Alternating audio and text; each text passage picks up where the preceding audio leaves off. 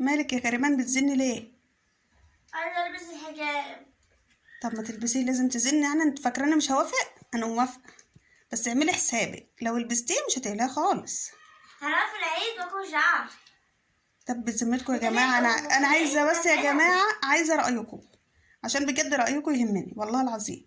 هي دلوقتي عايزه تلبسه وفي في العيد تقلعه، بعد كده تلبسه تاني، ده ينفع يعني؟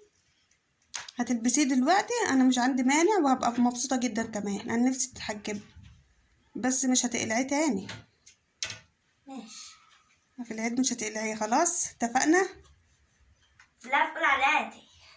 يعني انت عايز تلبسيه في اولى اعدادي لسه؟ اه. هي في ستة يا جماعه، يعني عايزه تلبسيه في اولى اعدادي، تستنى كمان سنه؟ لا ان شاء الله، لو عايزه تلبسيه بقى وكده هتلبسيه بعد العيد ان شاء الله. ماشي. هتلبسيه بقى، مش هتقلعيه خالص، تمام؟ ماشي.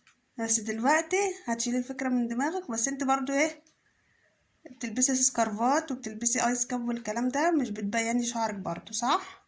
اه. خلاص، يبقى بعد العيد ان شاء الله تلبسي بقى حجاب كامل ما يتقلعش. ماشي.